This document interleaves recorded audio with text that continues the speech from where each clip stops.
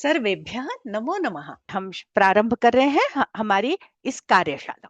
श्री राम रक्षा स्तोत्र छंद अध्ययन की जो कार्यशाला है वो संस्कृत ज्ञान साधना नाम की जो महाराष्ट्र की संस्था है उसका प्रकल्प है और इसकी जो संकल्पना है वो माननीय श्री धनंजय दीक्षित जी की है। सभी का स्वागत करते हुए, अभिनंदन करते हुए हम अपनी इस कार्यशाला को प्रारंभ कर रहे हैं। मूल शब्द है छंदस, छंद नहीं है इसलिए वहां विसर्ग लग गया है, छंद शास्त्रम। तो ये जो छंद शास्त्र है इसके सर्वप्रथम सूत्र जो है महर्षि पिंगल ने लिखे, इसलिए महर्षि पिंगल को छंद शास्त्र का प्रवर्तक माना जाता है और इसीलिए इसे पिंगल शास्त्र भी कहा जाता है। अभी तो छंद शास्त्र पर अनेक ग्रंथ और अनेक टीकाएं उपलब्ध हैं, पर जो सबसे प्राचीन ग्रंथ है वो है महर्षि पिंगल कृत छंद सूत्र या छंद शास्त्रम। और जो सबसे प्रामाणिक अप्रतिम लक्ष्य लक्षण संपादक छंद शास्त्रीय अप्रतिम ग्रंथ है इस छंद शास्त्र का, वो है वृत्त रत्नाकर। उसके अलावा भी बहुत सारे छंद शास्त्र पर ग्रंथ लिखे गए हैं और इस वृत्त रत्नाकर की अनेक टीकाएं और छंद सूत्र की भी अनेक टीकाएं लिखी गई हैं। पर हमारे पास केवल 3 दिन का समय है, हम उस विस्तार में अभी जाने वाले नहीं है। छंद की गणना वेद के 6 अंगों में होती, और चूंकि वेद के 6 अंगों में षडांगों में छंद की गणना होती है तो उसकी प्राचीनता और इसकी प्रामाणिकता स्वयं सिद्ध हो गई। वो षड वेदांग कौन से हैं? शिक्षा, कल्प, व्याकरण, निरुक्त, छंद और ज्योतिष। और पाणिनीय शिक्षा में महर्षि पाणिनि कहते हैं छंदः पादौ तु वेदस्य। एक सुंदर कारिका मिलती है कि छंदः पादौ तु वेदस्य हस्तौ कल्पोऽथ पठ्यते ज्योतिषामयनं चक्षुर निरुक्तम श्रोत्रमुच्यते शिक्षाघ्राणं तु वेदस्य मुखं व्याकरणं स्मृतं तस्मात् सांगमधीत्यैव ब्रह्मलोके महीयते। अभी हमारे पास इसकी व्याख्या करने का समय नहीं है, पर हम केवल इसी बात पर चर्चा करेंगे कि छंदः पादौ तु वेदस्य, है ना। छंद जो है वो वेदों के पाद हैं। पाद माने चरण, किसके? वेद पुरुष के। सांगोपांग इन षड वेदांगों का अध्ययन करके ही वेद शास्त्र को पढ़ने में प्रवेश किया जाता था। तो जैसे चरणों के बिना मनुष्य की गति संभव नहीं है, वैसे ही छंद शास्त्र का अध्ययन किए बिना गति नहीं आएगी वेदाध्ययन में। अब हम चलते हैं छंद की परिभाषा पर। छंद की परिभाषा भी अनेक आचार्यों ने अनेक प्रकार से दी है। यहाँ पर हम 2 प्रामाणिक परिभाषाएं ले रहे हैं, है ना। एक परिभाषा है यद अक्षर परिमाणम तच्छंदः, जो मैंने आपको बताई, है ना। ये महर्षि कात्यायन के द्वारा ऋक् सर्वानुक्रमणी इसमें दी हुई परिभाषा है। वो कहते हैं जो अक्षर परिमाण होता है अर्थात जहां अक्षरों की परिगणना की जाती है वो छंद है। पर यह परिभाषा वैदिक छंदों के लिए प्रयुक्त होती है, लौकिक छंदों के लिए एक अलग परिभाषा हमको प्राप्त होती है। छंद सूत्र की जो मृत संजीवनी टीका है उसमें आचार्य हलायुध लिखते हैं कि यद अक्षराणाम मात्राणाम च नियतम संख्यानम तच्छंदः। अक्षराणाम मात्राणाम च, अक्षर माने वर्णों और मात्राणाम माने मात्राओं की, नियतम संख्यानम एक निश्चित और अनुशासित जहां पर संख्यानम माने गणना होती है उसको छंद है। अर्थात जो रचना अक्षर, वर्ण, मात्रा, संख्या, गण, चरण, गति, यति इत्यादि नियमों से युक्त होती है उसे छंद कहते हैं। और इन सारी पारिभाषिक शब्दावली में जो शब्द आए हैं उन सब पर हम आज की कार्यशाला में चर्चा करने वाले हैं। तो हमने ये जाना कि अक्षरों की एक निश्चित व्यवस्था छंद है, ऐसा हम एक सामान्य परिभाषा ऐसी एक बना सकते हैं। इसके पहले हमने वर्णोच्चार शिक्षा पढ़ी। वर्णोच्चार शिक्षा में स्वरों के भेद 3 बताए थे, ह्रस्व, दीर्घ और प्लुत, है ना। वहां कारिका मिलती है एक मात्रो भवेद ह्रस्वः द्विमात्रो दीर्घ उच्यते त्रिमात्रस्तु प्लुतो ज्ञेयम व्यंजनम त्वर्धमात्रिकम। कि ह्रस्व स्वर एक मात्रिक होता है, दीर्घ स्वर द्विमात्रिक होता है, प्लुत स्वर त्रिमात्रिक होता है और व्यंजन अर्धमात्रिक होता है ना। तो वर्णमाला से संबंधित वीडियोस मैं ऊपर आई बटन पर शेयर कर दूंगी। पर जो छंदों की वर्ण व्यवस्था है वो इस वर्ण व्यवस्था से अलग है। यहाँ प्लुत स्वर को भी दीर्घ में गिना है और जो व्यंजन है उसको आधी मात्रा नहीं गिनी है। यहाँ पर दो ही वर्ण है, एक है लघु और एक है गुरु। तो अब हम गुरु। जानेंगे कि ये लघु और गुरु वर्ण कौन कौन से है ना। ये कह रहे हैं कि छंद की व्यवस्था वर्णों पर आधारित है और मुख्यतः वो वर्ण कौन से हैं, स्वर वर्णों पर आधारित है। वहां व्यंजनों को कोई मात्रा नहीं दी जाती। तो छंद शास्त्र की दृष्टि से जो शुद्ध व्यंजन है क च प ट त इत्यादि, वो अक्षर नहीं कहलाते, वो वर्ण नहीं कहलाते, अकेला स्वर ही जो है वो वर्ण कहलाता है। या कोई व्यंजन अगर स्वर से युक्त है तो वो व्यंजन सहित वो जो स्वर है वो वर्ण कहलाता है। या किसी वर्ण के बाद अगर व्यंजन है तो उस व्यंजन के सहित जो स्वर वर्ण है वही वही जो है अक्षर कहलाता है। व्यंजनों की गणना नहीं होती, पर व्यंजनों का प्रभाव स्वरों पर पड़ता है, इसलिए व्यंजनों के विषय में भी हमको जानना पड़ेगा। उदाहरण यहाँ दे रहे हैं कि जैसे एक तो केवल आ स्वर लिया, आ, अब क में आ जोड़ दिया तो बना का, और इसके आगे एक न लगा दिया व्यंजन तो बना कान। आ, का और कान, ये तीनों जो अक्षर यहाँ पर लिखे हुए हैं, अक्षर समूह लिखे हुए हैं, ये छंद शास्त्र की दृष्टि से ये एक ही वर्ण है, ये एक ही अक्षर है। क्योंकि इसमें अक्षर वो किसको मान रहे हैं, स्वर को मान रहे हैं। तो आ को देखें तो भी, का को देखें तो भी, और कान को देखें तो भी, यहाँ पर एक ही अक्षर है और उस अक्षर का नाम है आ। और ये आ चूंकि दीर्घ है तो इसका नाम होगा गुरु। ठीक है। तो छंद में अक्षर गिनते समय व्यंजनों को नहीं गिना जाता, ये बात आपको समझ में आई होगी। पर मैंने जो आपको बताया कि ये व्यंजन भले ही गिने नहीं जाते, पर ये व्यंजन बड़ा काम करते हैं। ये अपने पूर्व आने वाले ह्रस्व स्वरों पर प्रभाव डालते हैं, उनको गुरु बना देते हैं। तो इसलिए व्यंजनों के विषय में जानना भी हमको आवश्यक है। तो छंद शास्त्र में जो अक्षर हैं उनके लिए एक व्यवस्था है, लघु गुरु व्यवस्था। माने दो ही वर्ण है, दो ही मात्राएं हैं, लघु और गुरु। तो हमने इसके पहले वर्णमाला में पढ़ा ह्रस्व और दीर्घ। तो सूत्र है वहां ह्रस्वम लघु, कि जो ह्रस्व स्वर है उसी की लघु संज्ञा है। और हमने ह्रस्व स्वर कौन कौन से पढ़े थे, अ, ई, उ, रे और लृ, ये ह्रस्व स्वर है। और फिर एक सूत्र है संयोगे गुरु हो, यही ह्रस्व स्वर अगर है और इनके आगे कोई संयुक्त अक्षर आता है तो ये गुरु हो जाते हैं। और एक सूत्र और है दीर्घश्च, और दीर्घ जो है उसकी भी गुरु संज्ञा ही होती है। तो आ, ये देखिए लघु क्या हो गए, अ, ई, उ, रि, ये लघु अक्षर हुए या लघु वर्ण हुए। और गुरु वर्ण कौन कौन से हुए, दीर्घ आ, ई, उ, री, ए। देखिए दीर्घ री, ये संस्कृत में ये दीर्घ री होता है, हिंदी में नहीं होता। ए, आई, ओ, औ, इनकी हो गई गुरु गुरु संज्ञा, है ना। पर अभी ये जो लघु अक्षर हैं अ, ई, उ, री, ये भी कहीं कहीं गुरु हो जाते हैं। तो कह रहे हैं कि ह्रस्व अक्षरों को तो छंद में लघु कहते हैं और दीर्घ अक्षरों को गुरु कहते हैं। ये एक सामान्य परिभाषा हो गई, है ना।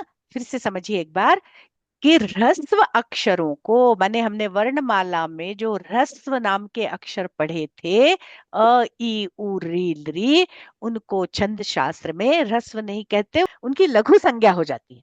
और जो दीर्घ अक्षर हमने पढ़े थे आ, ई, उ, री, ए, आई, ओ, औ, इन दीर्घ अक्षरों को दीर्घ नहीं कहते, इनकी गुरु संज्ञा हो जाती है। ये क की ये तो हुए लघु और का की ये हुए गुरु। किंतु कुछ परिस्थितियां ऐसी आएंगी जहां पर ह्रस्व स्वर लघु न होकर गुरु माना जाता है। देखिए लघु गुरु व्यवस्था के लिए यहाँ पर एक बहुत सुंदर कारिका है, सानुस्वारश्च दीर्घश्च विसर्गी च गुरुर्भवेत् वर्णः संयोग पूर्वश्च तथा पादांत गोपी। कौन कौन से वर्ण लघु से गुरु हो जाते हैं, मतलब ह्रस्व हमने सुना अ, ई, उ, री, ये ह्रस्व वर्ण है।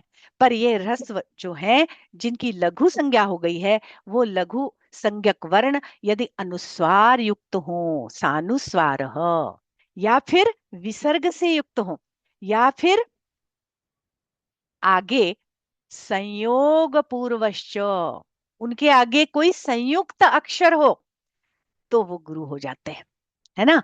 और जो लघु और गुरु के चिन्ह है वो छंद शास्त्र में इस तरह से लगाए जाते हैं, है ना। अंग्रेजी का जो एस है, जिसको हम संस्कृत में अवग्रह कहते हैं, ये गुरु का चिन्ह है। और ये जो खड़ी पाई, जिसको हम पूर्ण विराम कहते हैं, या इंग्लिश का जो आय है, ये लघु चिन्ह है, लघु का चिन्ह है। तो जब हम मात्राएं गिनते हैं तो लघु के लिए एक खड़ी पाई और गुरु के लिए हम अवग्रह का चिन्ह लगाते हैं। हम देखिए यहाँ पर कुछ उदाहरण मैंने दिए हैं।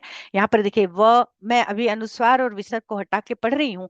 तो व श न म श त, ये सारे लघु वर्ण थे। व श, व श, व श, दो मात्रा के हैं। पर इसमें जब अनुस्वार लग गया वंश, तो वंश, वंश, तीन मात्रा के बराबर हो गए। मतलब ये जो वन था ये गुरु हो गया। इसी तरह न, न म, न म, दो मात्रा है, पर हमने म में विसर्ग लगाया, तो विसर्ग लगाते ही विसर्ग युक्त वर्ण जो है वो गुरु हो गया। मतलब केवल परिभाषा के लिए गुरु नहीं हुआ, वो प्रैक्टिकली आप करके देखो वो गुरु हो जाता है। न म, न म, दो मात्रा, न म, तीन मात्रा। इसी तरह श त, श त, श त, श त, दो मात्रा है, पर श के आगे आया एक संयुक्त अक्षर क, और त में लगा दिया हमने विसर्ग, तो ये चार मात्रा का हो गया। शक्त, शक्त, शत, शक्त। मेरी बात समझ में आ रही है? तो ये मतलब केवल बोलने की बात नहीं है, ये सैद्धांतिक भी है और ये प्रायोगिक भी करके आप देखिए। तो जैसे ही किसी लघु मात्रा के आगे या किसी लघु वर्ण के आगे अनुस्वार आता है तो वो गुरु हो जाता है, विसर्ग आता है तो भी वो गुरु हो जाता है, और संयुक्त अक्षर आता है तो भी वो गुरु हो जाता है, उसको गुरु गिनते हैं। और एक और बताया कि पादांत गोपिच, पादांत माने पाद के अंत में, चरण के अंत में अगर कोई लघु वर्ण आया है तो आवश्यकता अनुसार उसे गुरु मान लिया जाता है। मतलब उस छंद में अगर यह आवश्यक है कि अंतिम वर्ण गुरु होना चाहिए, तो वहां भले ही लघु हो उसको गुरु मान लेते। जैसे यहीं पे दिख रहा है पादांत गोपिच, है ना, ये लघु वर्ण है, पर चूंकि ये चरण के अंत में है तो हम इसको गुरु मान लेंगे। आगे चलते हैं। छंद के यदि हम प्रकार जाने तो काल की दृष्टि से दो प्रकार के छंद हैं, वैदिक छंद और लौकिक छंद। वैदिक छंद और लौकिक छंदों में जो भेद है वो मुख्य रूप से है कि वैदिक छंदों में लघु गुरु मात्राओं की गणना करने के बजाय अक्षर या पादों की गणना की जाती है। और मुख्य रूप से वैदिक छंदों में विराट, गायत्री, उष्णिक, अनुष्टुप, बृहति, पंक्ति, त्रिष्टुप, जक्ति इत्यादि छंद है। अभी हमारी कार्यशाला का जो विषय है वो वैदिक छंद नहीं है, क्योंकि राम रक्षा स्तोत्र स्मृति परंपरा से आया है, और स्मृति परंपरा से आने के कारण इसको लौकिक छंदों में ही इसकी गिनती होगी। इसलिए हम अभी वैदिक छंदों पर विस्तार से चर्चा नहीं करेंगे। काव्य शास्त्र में मुख्य रूप से दो प्रकार के छंद होते हैं, मात्रिक छंद और वर्णिक छंद। नाम से स्पष्ट है कि मात्रा, मात्रा जहां गिनी जाएगी वो मात्रिक छंद, और वर्ण जहां गिने जाएंगे वो वर्णिक छंद। अंतर आप समझने के लिए मुझे लगता है, जैसे अभी हमने लिखा कि कार्य, है ना। अब यहां पर अगर हम वर्ण गिने तो दो ही हैं, है ना। देखिए ये गुरु और ये जो कार्य, ये एक है, तो ये लघु, है ना। आ और अ दो ही वर्ण है, पर अगर हम इसकी मात्रा गिनेंगे तो देखिए कार्य, कार्य, ये तीन मात्रा हो गई, है ना। तो जहां पर मात्राओं को गिनते हैं वो छंद शास्त्र की दृष्टि से मात्रिक छंद कहलाता है, और वो छंद कहलाते हैं जाति छंद। और जहां पर वर्णों को गिना जाता है वो कहलाते हैं वर्णिक या वार्णिक छंद। तो वर्णिक छंद का नाम है वृत्त और मात्रिक छंद को कहते हैं जाति। यद्यपि ये वर्गीकरण है, पर वृत्त जो है ना, सामूहिक रूप से मात्रिक और वर्णिक सभी छंदों का नाम हम वृत्त ले सकते हैं, क्योंकि जो वृत्त रत्नाकर नाम का ग्रंथ है, तर्क लगाइए कि रत्नाकर नाम का ग्रंथ जो है वो वृत्तों का ही वर्णन कर रहा है, और उसमें मात्रिक छंद भी है, उसमें वर्णिक छंद भी है। इसलिए वृत्त तो मात्रिक छंद को भी हम वृत्त कह सकते हैं, पर हम वर्णिक छंद को जाति नहीं कह सकते। अब हम चल रहे हैं मात्रिक छंदों की बात करें, तो हमने अभी पढ़ा कि जिस छंद की रचना में लघु गुरु इत्यादि मात्राओं की कुल संख्या को मुख्य आधार माना जाता है, उसे मात्रिक छंद कहते हैं। मतलब जैसे हमने छंद में मात्राएं लगाई, इस तरह मात्रा लगाई ना, ये जैसे 3 गण हुए, तो यहाँ ये वर्ण कितने हुए? 3 3 6 और 3 9 ही हुए, है ना। पर अगर हम मात्रा गिनेंगे तो 2 और 1 3 और 1 4 और 4 8 और 4 12, मात्राएं 12 हैं, वर्ण 9 ही है। समझ में आ रहा है वर्णिक और मात्रिक का अंतर आपको? मतलब जब हम मात्रा गिनेंगे तो ये मात्रिक 12 मात्राएं हो गई, पर जब हम वर्ण गिनेंगे तो ये 3 3 6 और 3 9, ये वर्ण 9 ही हुए। तो जब हम मात्राओं को, मतलब जिस छंद में मात्राओं को गिना जाता है और मात्राओं को गिनकर छंद का निर्धारण किया जाता है, वो होता है मात्रिक छंद। तो कह रहे हैं इसमें अक्षरों की कुल संख्या कम या ज्यादा हो सकती है, क्योंकि वर्ण निर्धारित नहीं है, वहां मात्राएं निर्धारित है ना। तो मात्राओं का कुल योग हमेशा निश्चित रहेगा, पर वर्ण का नियम यहाँ पर कड़े नियम वर्ण के नहीं होते हैं। मगण तगण इत्यादि अनिवार्य नहीं होते। अभी ये मगण तगण हम अभी पढ़ेंगे, है ना। जैसे उदाहरण के लिए आर्या नाम का जो छंद है, वो एक मात्रिक छंद है। उसका नियम है कि पहले और तीसरे चरण में 12 12 मात्राएं होंगी, वर्ण चाहे कितने भी हों। दूसरा जो चरण है उसमें 18 मात्राएं होंगी, और चौथे में कुल 15 मात्राएं होंगी, और सब मिलाकर कुल 57 मात्राएं होंगी। अक्षर चाहे कितने भी हों, कोई फर्क नहीं पड़ेगा।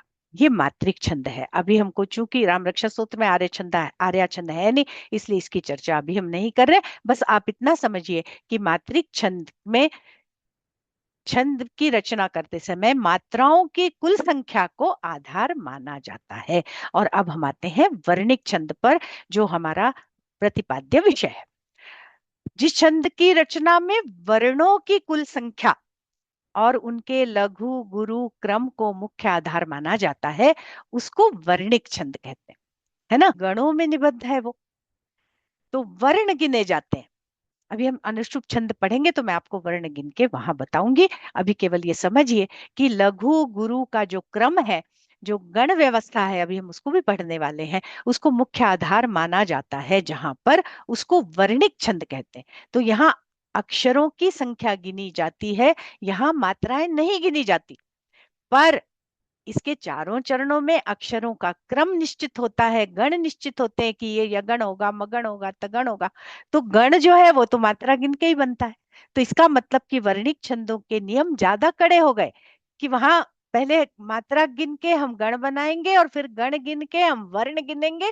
तो वर्णिक छंद जो है वो मात्रिक छंदों की तुलना में उनकी रचना करना कठिन होता है। और हम अभी पढ़ने वाले हैं बहुत सारे वर्णिक छंदों को, शार्दुल विक्रीडित, वसंत तिलका, रथोद्धता, शालिनी चंद्र, इंद्र वज्रा, उपेंद्र वज्रा, स्रगधरा, रथोद्धता आदि। अब हम आते हैं गण व्यवस्था, जो वर्णिक छंदों का प्राण है। इस गण व्यवस्था को जाने बिना न तो आप वर्णिक छंद को पहचान सकते हैं और न आप छंद की रचना कर सकते। तो गण व्यवस्था के लिए यहाँ पर श्रुतबोध जो है कालिदास जी का लिखा हुआ ग्रंथ, उसमें एक बहुत अच्छी कारिका है। आदि मध्यावसानेषु भजसा यान्ति गौरवम, यरता लाघवम यान्ति मनऊ तु गुरु लाघवम। ऐसा एक सूत्र है, ऐसी कारिका है। और जो हमारा वृत्त रत्नाकर है उसमें मस्त्री गुरु स्त्री लघुश्च नकारो भादि गुरु पुनरादि लघुर यह जो गुरु मध्य गतो रल मध्य सोंत गुरु कथितोंत लघुस्त। देखिए, आदि मध्यावसानेषु भजसा, भजसा माने भगण जगण और सगण, आदि मध्य अवसानेषु गौरवम यान्ति। माने इसमें देखिए, आदि में गुरु है, इसमें मध्य में गुरु है, इसमें अंत में गुरु है। और यरता लाघवम यान्ति, यरत माने यगण, रगण और तगण, लाघवम यान्ति माने लघु है, कहाँ कहाँ, आदि में, मध्य में और अवसान में। मतलब ये देखो, आदि में लघु है, मध्य में लघु है और तगण में अंत में लघु है। और कह रहे हैं मनऊ तो गुरु लाघवम, मगण और नगण तो गुरु लाघवम, माने मगण में तीनों गुरु हैं और नगण में तीनों लघु हैं। इसी तरह ये मस्त्री गुरु हो, मगण जो है वो तीन गुरुओं वाला होता है, त्रिलघुष्ट नकारो नगण तीन लघु वाला होता है, भादी गुरु। तो ये सब हमें कब पढ़ना होता, जब हमें कुछ नई टेक्निक न मिली होती। तो अभी हम इसको छोड़ के आगे बढ़ रहे हैं क्योंकि विस्तार हो जाएगा बहुत ज्यादा। तो देखिए, सरलता की दृष्टि से हमारे जो परवर्ती आचार्य हैं उन्होंने एक बहुत छोटा सा सूत्र बना दिया है। इस सूत्र के माध्यम से बड़ी आसानी से हम गण व्यवस्था को समझ सकते हैं। वो सूत्र है य माता राज भान सलगा या सलगम, दोनों भेद मिलते हैं। अब देखिए, इनकी अगर हम मात्रा लगाएं तो देखिए, य लघु, मातारा तीनों गुरु, ज लघु, भा गुरु, न स ल ये तीनों लघु हैं और गा ये गुरु है। तो अब गण कैसे हम पहचानेंगे, देखिए ऐसे पहचानेंगे, यगण, मगण, तगण, रगण, जगण, भगण, नगण, सगण। और ये ल और गा, तो ल मने लघु और गा मने गुरु। 8 गण हुए। और आप अगर चेक करके देखेंगे तो 9वां गण बन ही नहीं सकता। हम यहाँ चेक भी कर सकते थे पर हमारे पास समय नहीं, 9वां गण बन ही नहीं सकता, 8 ही गण बनेंगे क्योंकि तीन तीन मात्राओं के, तीन तीन वर्णों के गण बन रहे हैं। तो इसको पहचानने के लिए हमने याद कर लिया, य माता राजभान सलगा। अब हमें अगर कहना है मगण, तो माता रा मने तीनों गुरु। हमें कहना है सगण, तो सलगा मने दो लघु एक गुरु। तो देखिए, तो क्या क्या गण बने वो एक बार देखिए, क्रम से इन्हीं के नाम से गण बना दीजिए। यगण, मगण, तगण, रगण, जगण, भगण, नगण, सगण, लघु और गुरु, है ना। अब इनकी गणना कैसे करेंगे वो अगली स्लाइड पे देखिए, है ना। यगण मने य माता, मगण मने मातारा, तगण मने ताराज, ये मैंने लिख दिया, है ना। तो यगण मने य माता होगा, मतलब एक लघु, य में एक लघु है, माता दो गुरु। यगण में एक लघु दो गुरु, मातारा मतलब मगण में तीनों गुरु। तगण, तगड़ में ताराज, ताराज माने दो गुरु एक लघु। रगण, राजभा, है ना, राजभा नसल गा, तो राजभा में रा गुरु है, ज लघु है और भा गुरु है। तो एक गुरु एक लघु एक गुरु, ऐसी व्यवस्था होगी। जगण में ज भान, एक पहला वाला जो वर्ण है ज वो लघु है, भा गुरु है और न फिर से लघु है ना। इसी तरह भगण में भा न स माने एक गुरु दो लघु, न नगण में न स ल, न स लगा, न स ल माने तीनों लघु हैं।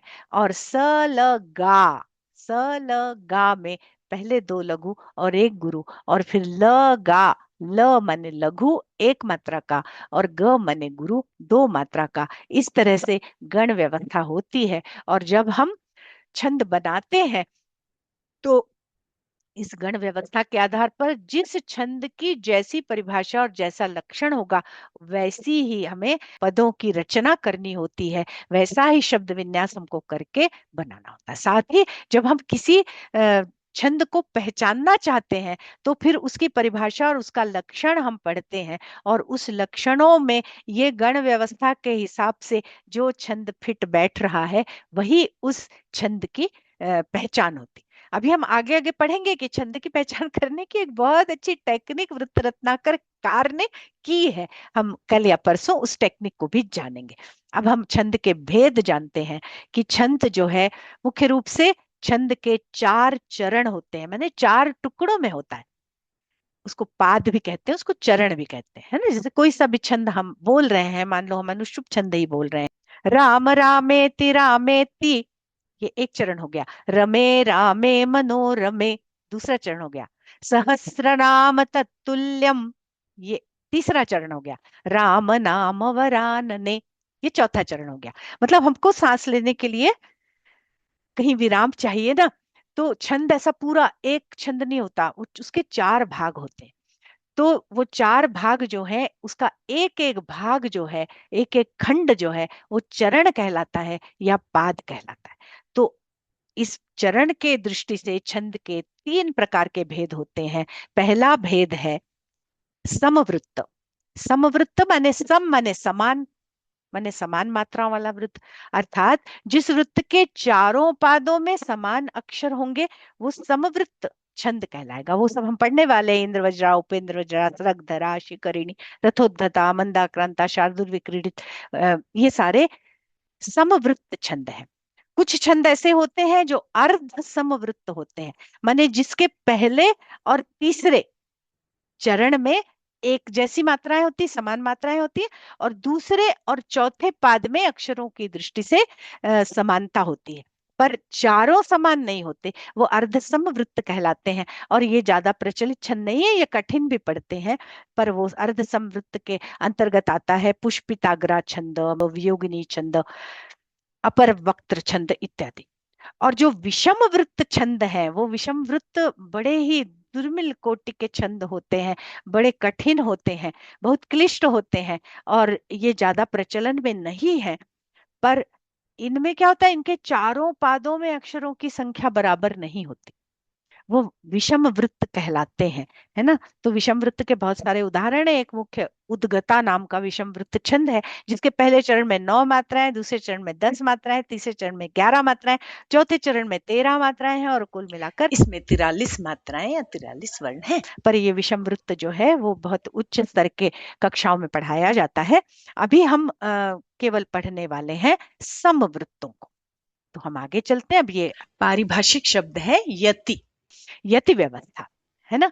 यति, यति का मतलब होता है ठहराव। हम अगर छंद पढ़ रहे हैं, अभी हमने छोटा सा छंद पढ़ा तो हम रुकने की आवश्यकता नहीं पड़ी, 8 8 अक्षर थे, हमने एक साथ पढ़ लिया। राम रामेति रामेति, यहाँ रुक गए हम। रमे रामे मनोरमे। पर कभी कभी होता है छंद का आकार बड़ा है, तो हम पूरी पंक्ति को एक साथ नहीं पढ़ सकते। तो ऐसी स्थिति पर आचार्यों ने निर्देश दिया है कि कहीं भी रुकना नहीं है। जैसे अभी हमने शार्दूल विकृत छंद पढ़ा कि वहां 12वीं मात्रा पे रुकना है, 7वीं मात्रा पे रुकना, 12वें वर्ण पे रुकना है, 7वें वर्ण पे रुकना है। तो ये जो व्यवस्था है रुकने की, तो कह रहे हैं छंद में जिस जिस स्थान पर किंचित विराम होता है, थोड़ा सा विराम होता है, उसको कहते हैं यति। और कह रहे हैं यतिर जिह्वेष्ट विश्राम स्थानम कविभिरुच्यते सविच्छेद विरामाद्यैहि पदैर वाचा निजेच्छया। जो जिह्वेष्ट, जिह्वा को इष्ट, जो विराम स्थान होता है, माने हमारी जीभ, केवल जीभ क्यों, हमारी सांस भी जहां पर विश्राम लेना चाहती है या विश्राम लेती है छंद पढ़ते समय, उस स्थान को कहते हैं यति। और कह रहे हैं उसी को अलग अलग नामों से जाना जाता है। उसको विच्छेद भी कहते हैं, उसको विराम भी कहते हैं, उसको विरति भी कहते हैं। और इस यति का भी छंद शास्त्र में महत्व है। तो ये छंद शास्त्र की जो एक सामान्य जानकारी है, उसे हमने आज के इस सत्र में अत्यंत संक्षेप में जाना। कल के सत्र में हम श्री राम रक्षा स्तोत्र में आए हुए छंदों का अध्ययन करेंगे। वैशाली भगिनीं निवेदयामि यत् शान्ति मंत्रं कृत्वा अस्याः अद्यतनीयायाः कार्यशालायाः समापनं करोतु। ॐ सर्वे भवन्तु सुखिनः, सर्वे सन्तु निरामयाः, सर्वे भद्राणि पश्यन्तु, मा कश्चित् दुःखभाग् भवेत्। ॐ शान्ति शान्ति शान्तिः। हरिः ॐ। श्री गुरुभ्यो नमः। हरिः ॐ। श्री सीतारामचन्द्रार्पणमस्तु।